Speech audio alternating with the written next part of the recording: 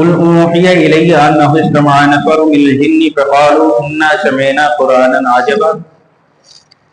تم فرماؤ یعنی اے محبوب تم فرماؤ.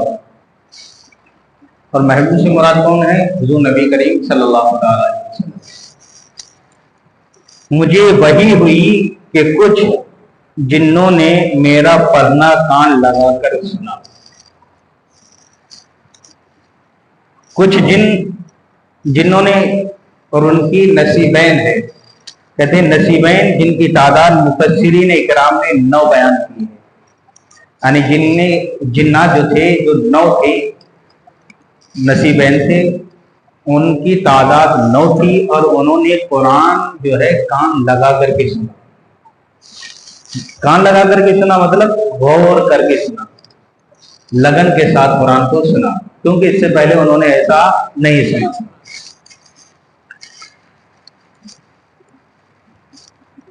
یہاں پر ایک چیز اور ہے، لگا کر سنا یعنی نمازی فجر میں مقام نخلا مکہ مکرمہ و طائف کے درمیان.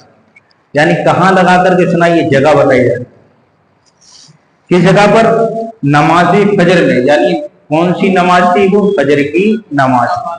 اور ایک بات اور دیکھیں، فجر کی نماز میں جب قرآن، ایک تو سناٹا ہوتا ہے، اور اس سناٹے میں جب قرآن کی تلاوت ہوتی ہے نا تو اور خوشنما لگتی ہے. سمجھے؟ اس کی لچک جو ہے الگ سے ہی معلوم ہے. کبھی فجر کی نماز میں آؤ، اور ایک تو لمبی قرات ہوتی ہے اور پھر سناٹا ہوتا ہے، تو جو آواز نکلتی ہے نا، اور قرآن کی کشش اور آواز دونوں میں ایسی کشش ہوتی ہے کہ آدمی اس میں کھو جاتا ہے، بہت اچھا لگتا ہے. تو انہوں نے بھی، جنات نے بھی کون سے وقت میں کان لگا کر کے سنا؟ وہ وقت تھا نماز فجر. اور جگہ کون سی تھی؟ مقام نخلا، جو مکہ مکرمہ اور طائف کے درمیان. مقام نخلا میں سنا تھا. کھجوروں کا ایک باغ ہوگا یا کھجوروں کی جگہ کی طرف منسوب کوئی جگہ ہوگی، وہاں پر جو ہے کان لگا کر کے جنات نے یہ سنا. تو بولے وہ جن اپنی قوم میں جاتا، جنہوں نے کان لگا کر کے سنا، وہ جن کدھر گئے؟ اپنی قوم میں. جیسے ہماری قومیں ہیں نا، ہمارے قبیلے ہیں، ہمارے گھر ہیں، ہمارا خاندان ہے، ایسے جنات کے لیے. سمجھے؟ ان کے قبیلے، ان کا خاندان ہوتا ہے. جیسے ہمارے بچے ہوتے ہیں ایسے ان کے بھی بچے ہوتے ہیں. تو بولے یعنی وہ جن اپنی قوم میں جا کر کے بولے، ہم نے ایک عجیب قرآن سنا. ہم نے ایک عجیب قرآن سنا. عجیب کیوں کہا؟ اس لیے کہ انہوں نے جو ہے آج سے پہلے ایسا کلام سنا ہی نہیں تھا. کہ قرآن جو ہے ایسا بے مثل کلام ہے. پہلے پارے میں آیت کریمہ آئے، پوری دنیا کو دنیا تک چیلنج ہے کہ اس کی جیسی کوئی ایک سورت یا ایک آیت ہی لا کر کے دکھا دو. کوئی بھی نہیں لا سکتا، قرآن کا مقابل کوئی نہیں لا سکتا ہے. تو کیا جو اپنی فصاحت و بلاغت و خوبی مضامین و علو معنی میں ایسا نادر ہے کہ مخلوق کا کوئی کلام اس سے کوئی نسبت نہیں رکھتا، اور اس کی یہ شان ہے. یعنی دنیا کا کوئی بھی کلام جو ہے، انہوں نے جنات نے کیا کہا جا کے کہ ہم نے ایسا کلام سنا ہے جو فصاحت بھی ہے، اس میں بلاغت بھی ہے، اور اس میں ایسا مضمون ہے، ایسا معنی خیز ہے کہ دنیا میں ایسا کوئی کلام ہے ہی نہیں، اس کے مقابل میں کوئی کلام نہیں ہے. ہم نے ایسا کلام سنا ہے. اپنی قوم میں جا کر کے کہا. ٹھیک ہے. یہدی الی الرشد فآمنا بہ، کہ بھلائی کی راہ بتاتا ہے. کیسا کلام ہے؟ کیا کہا کہ ہم نے عجیب و غریب کلام سنا. وہ کرتا کیا ہے کہ بھلائی کی راہ بتاتا ہے، یعنی توحید اور ایمان کی. بھلائی کی راہ یعنی توحید اور ایمان کی راہ دکھاتا ہے.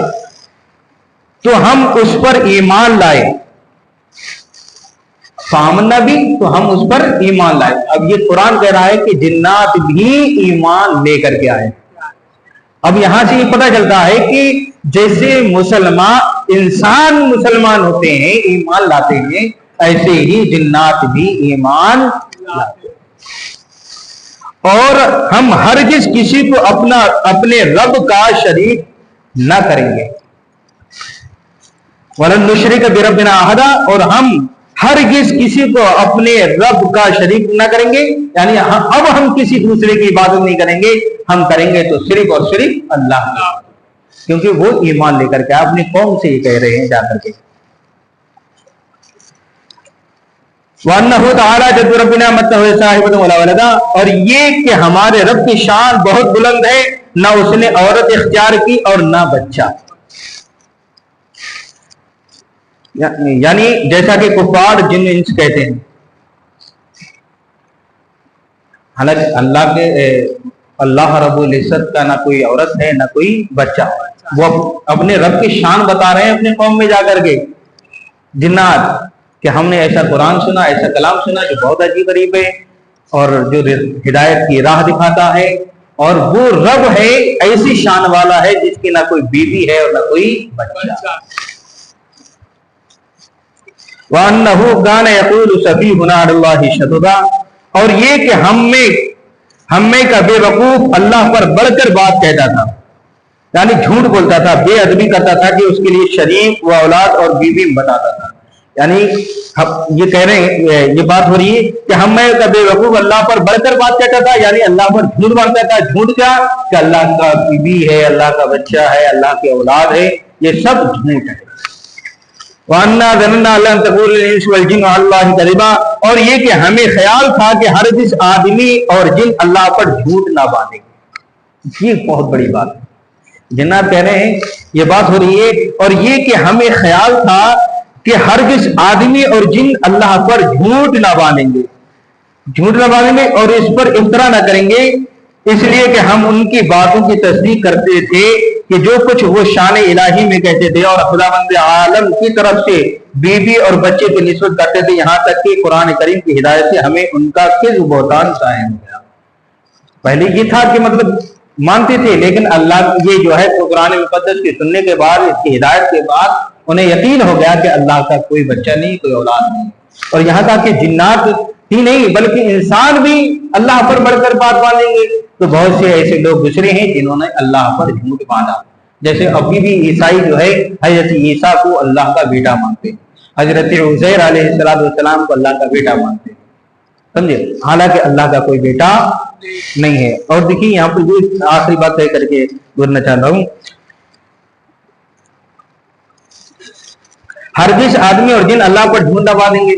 اور جن یہاں پر ایک بات ذہن نشین کرا رہا ہے، اب جنات اور انسان دونوں ہی قومیں ہیں، ایک دکھنے والی قوم ہے، ایک نہ دکھنے والی قوم، لیکن اس میں بھی اچھے ہیں اور اس میں بھی برے ہیں. جیسے انسانوں میں کافر ہیں ایسے ہی جنات میں بھی کافر ہیں، ایمان والے بغیر ایمان والے، جیسے انسانوں میں ویسے ہی اس میں. لیکن اب یہ جو ہے سورہ زاریات کی ایک آیت کریمہ پڑھ کر کے دیکھیے، اس میں ہم کو دونوں چیزوں کو تشریح کے طور پر بتایا گیا.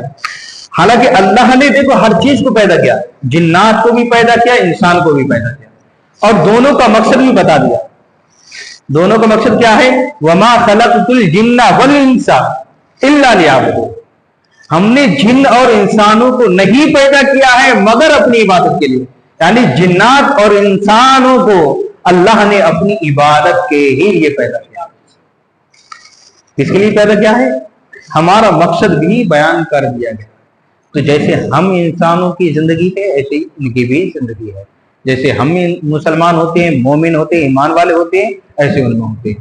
جیسے انسانوں میں کافر ہوتے ہیں ایسے ہی ان میں بھی کافر ہوتے ہیں.